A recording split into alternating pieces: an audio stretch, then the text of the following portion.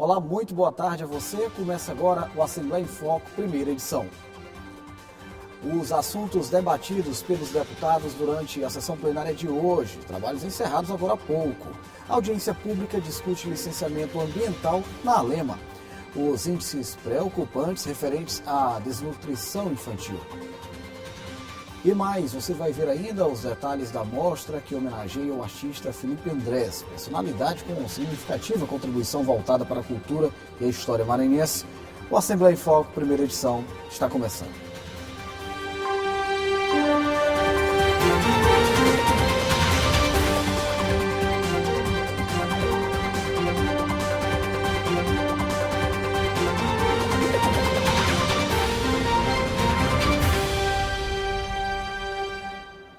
Foi encerrada agora há pouco a sessão plenária desta quinta-feira na Assembleia Legislativa. Nós vamos começar o AF1 indo falar ao vivo com a repórter Márcia Carvalho, que acompanhou aí a movimentação.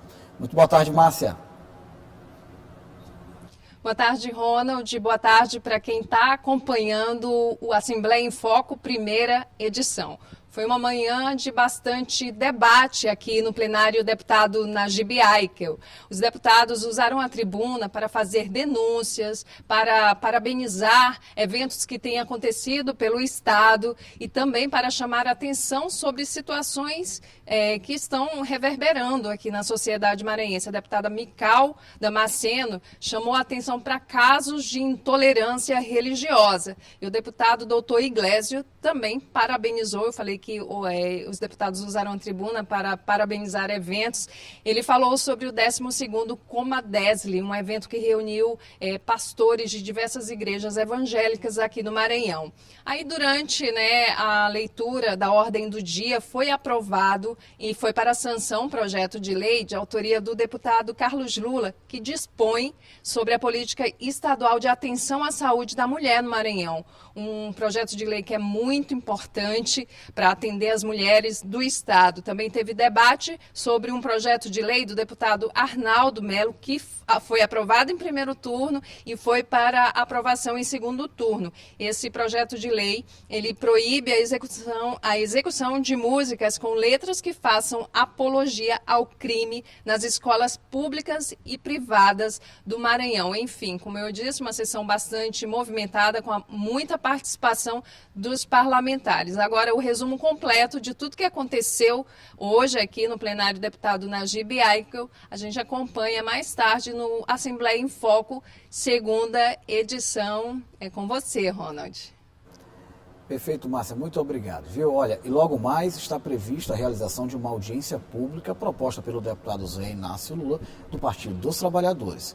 Durante o encontro, que ocorre a partir das 2h da tarde, hoje, populares, especialistas e autoridades devem discutir medidas relativas à Lei Paulo Gustavo, que trata sobre investimentos emergenciais de valorização da cultura no Brasil.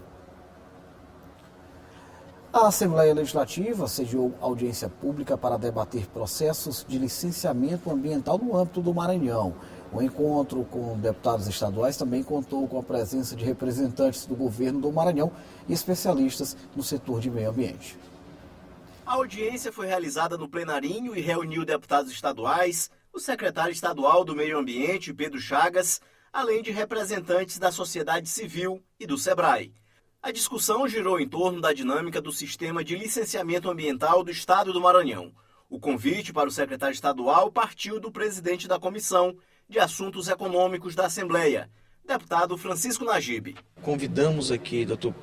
Pedro Chagas, o secretário de Meio Ambiente, com toda a equipe jurídica do Meio Ambiente, também seu Celso Gonçalo, presidente do Conselho Deliberativo SEBRAE, na tratativa de facilitar, desburocratizar, transformar portarias em leis, em projetos de leis, para que tenhamos um meio ambiente resolutivo, um meio ambiente que facilite a vida do investidor, mas também preserve e crie cada vez mais as políticas de preservação ambiental. Os deputados Neto Evangelista e Fernando Braide ressaltaram a importância do debate promovido pela comissão. Importante, essa reunião é um encaminhamento de um encontro que nós tivemos com o presidente do SEBRAE, Dr. Celso Gonçalo, vendo a necessidade de qualquer investimento para poder chegar no estado do Maranhão, é necessário a participação do meio ambiente. Então hoje nós convidamos o secretário de Meio Ambiente para podermos buscarmos soluções de desengessar, desburocratizar o processo de licenciamento. Mais uma audiência muito importante, não só para a casa, mas também como para o nosso estado, o desenvolvimento do nosso estado, hoje tratando temas importantes como o licenciamento, que no caso vem se referir ao desenvolvimento sustentável para o avanço do nosso estado. Já representantes do SEBRAE destacaram a importância de facilitar as liberações para o licenciamento ambiental, a fim de atrair investimentos para o estado. É uma grande alegria e um momento assim, de muita confiança, de muita esperança de que a gente consiga avançar muito nesse entrosamento do poder público com o poder privado. E a gente tem visto que aqui na Assembleia há essa possibilidade grande. O SEBRAE participando desse processo, o Sistema S como um todo, e aqui junto com a Assembleia Legislativa, a tendência é que, unindo forças, cada vez mais as pessoas no nosso estado, empreendedores, passam a ter oportunidades e vejam os seus empreendimentos crescendo e se desenvolvendo. Durante a audiência, o secretário Pedro Chagas respondeu às perguntas dos parlamentares e apresentou os novos procedimentos adotados pela secretaria para agilizar o processo de licenciamento ambiental do Maranhão. Que a gente tenha uma propaganda positiva da SEMI, a gente mostrou que a gente pode ter propagandas positivas e os deputados prontamente se comprometeram a isso. Isso é um compromisso, isso é uma determinação do governador Carlos Brandão, que a gente tenha uma secretaria cada vez mais célere, mas também cada vez mais próxima da Assembleia Legislativa por meio da presidente Iracema. No próximo bloco você vai ver o aumento nas alterações de nomes e gêneros nos registros civis feitos pelos cartórios do Maranhão. Você vai ver ainda que os dados sobre desnutrição infantil têm preocupado e exigem ações que possam reverter índices negativos relacionados à fome. A gente volta já.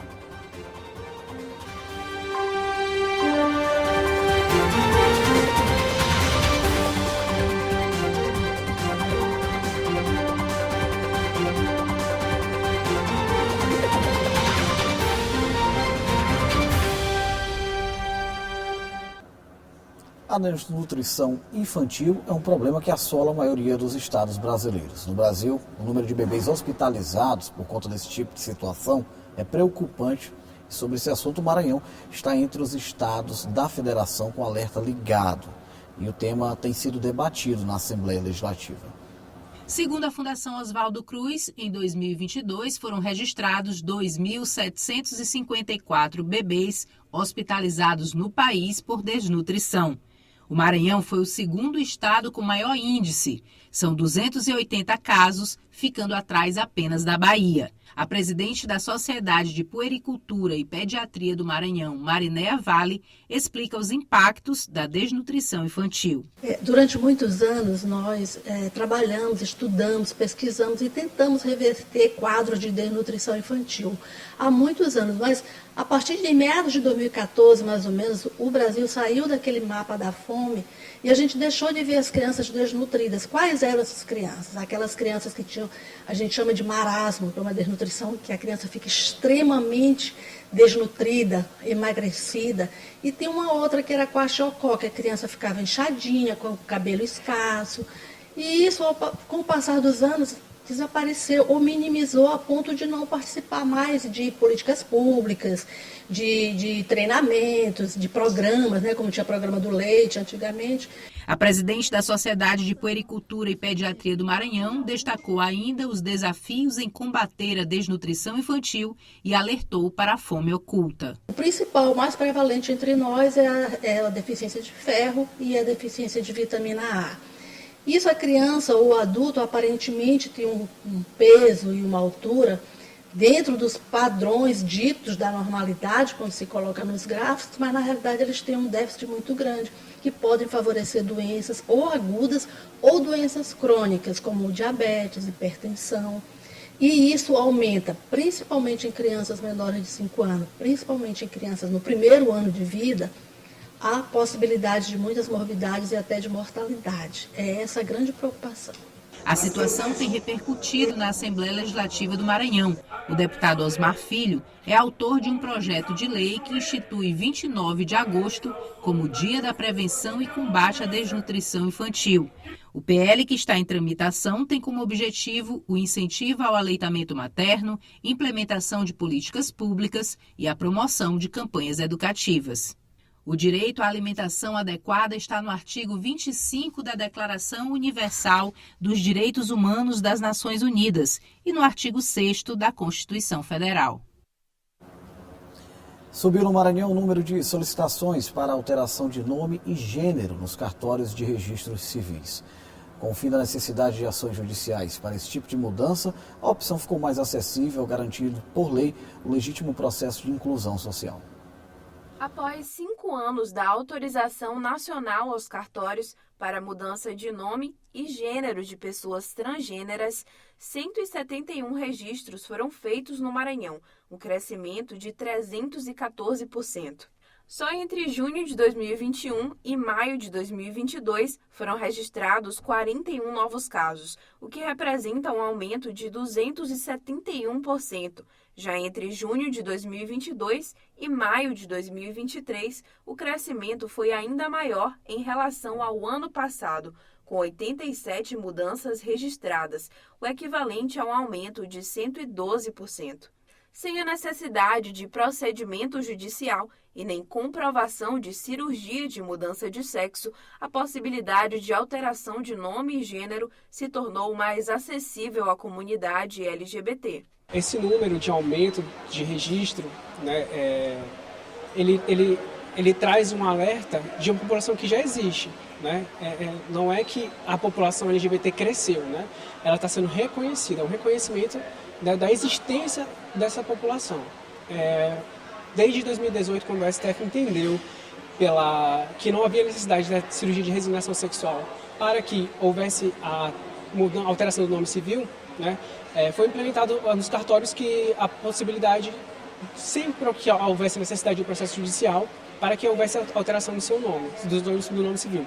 Para alterar gênero ou nome nos cartórios de registro civil, é necessário apresentar documentos pessoais, comprovante de endereço e histórico de antecedentes criminais. A perspectiva é tornar o processo cada vez mais inclusivo. Em 2022, a gente tem o advento da Lei 14.316.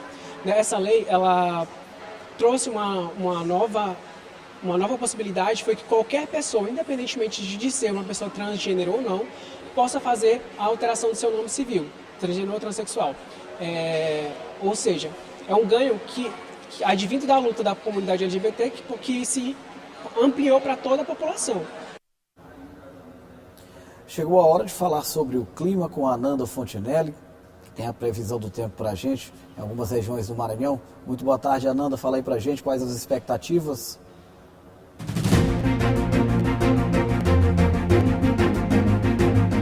Boa tarde, Ronald. Vamos conferir a previsão do tempo para hoje, quinta-feira. Olha só que na capital o dia começou com céu claro, mas espera-se um aumento de nuvens ao longo da tarde, com possibilidade de chuvas. Durante a noite, o tempo deve ficar aberto e as temperaturas variam entre 24 e 32 graus. Já em Tasso Fragoso, está fazendo friozinho por lá, mas não deve durar muito, já que o sol deve aparecer. A mínima é de 19 e a máxima de 34 graus. Na cidade de Sucupira do Riachão, região leste maranhense, o tempo fica parcialmente nublado, sem previsão de chuva. Os termômetros variam entre 21 e 33 graus. E para encerrar, na cidade de Davinópolis, que fica a uns 600 quilômetros de distância de Sucupira do Riachão, os moradores devem esperar um tempo ameno, nublado, sem chuva por lá. As temperaturas variam entre 21 e 36 graus. É isso, Ronald. Nos encontramos amanhã. Até lá. Beleza, Nanda, obrigado, até lá. Ora, no intervalo, na volta, a gente confere os destaques do portal da Assembleia Legislativa. Você vai ver ainda a mostra com trabalhos do artista Felipe Andrés, personalidade reconhecida pela sua atuação em defesa da valorização da história e da cultura maranhense. A gente volta já.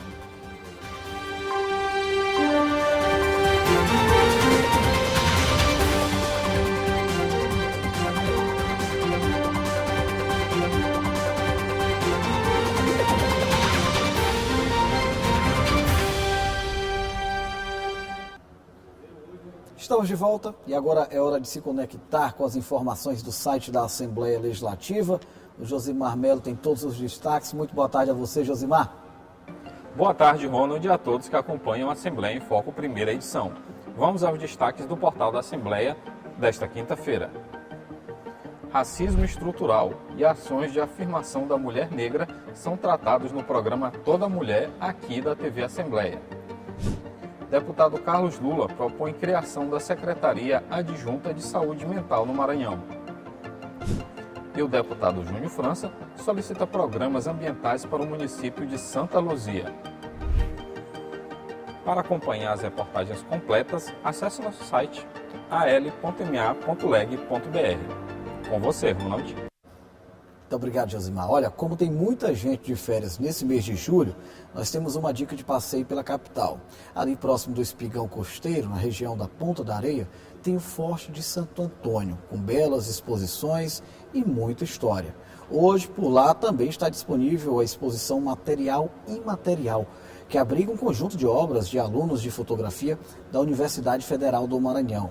A mostra fica aberta ao público até o dia 31 de julho, das 10 da manhã às 6 da tarde, de terça a sábado, com trabalhos fotográficos de 16 estudantes. Vale a pena. E por falar em exposição, até o mês que vem está disponível em São Luís uma mostra com trabalhos do artista Felipe Andrés, personalidade reconhecida pela sua contribuição para a cultura e a história do estado. O mineiro que chegou ao Maranhão ainda na década de 70 provou sua sensibilidade com obras que retratam peculiaridades maranhenses. Vamos conferir.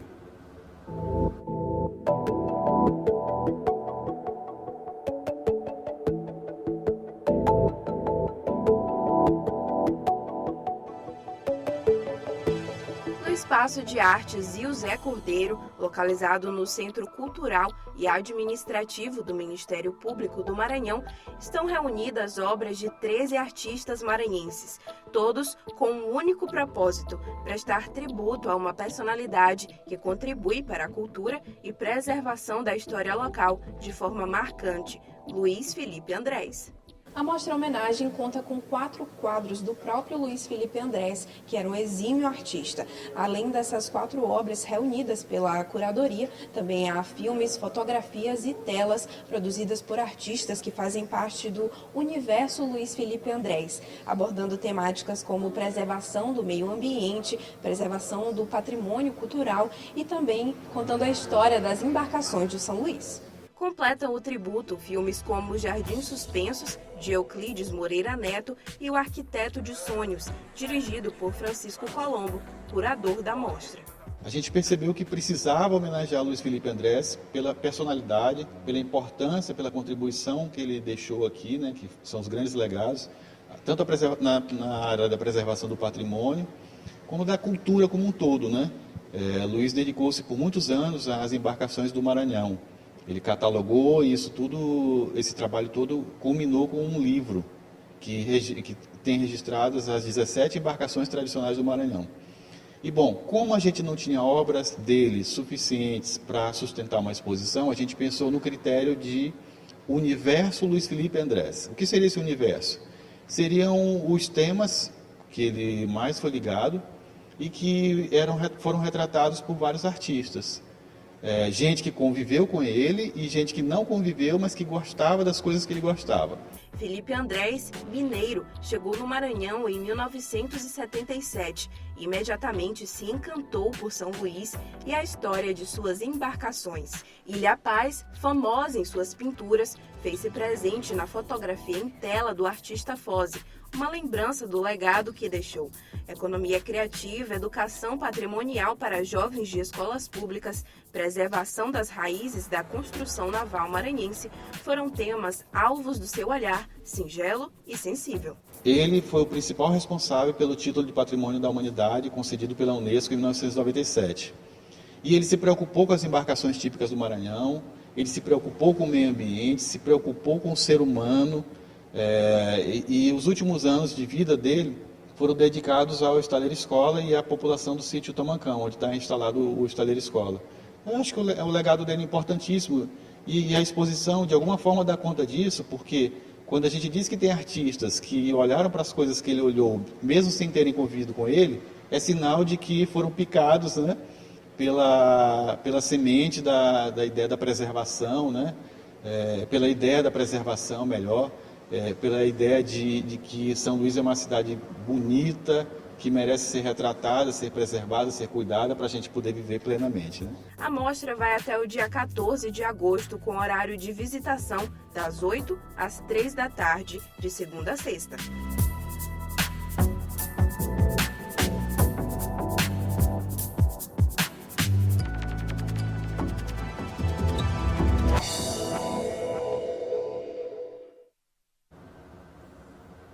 O F1 fica por aqui. Reveja as nossas reportagens por meio do site al.ma.leg.br. Tenha uma excelente tarde, amanhã a gente se reencontra.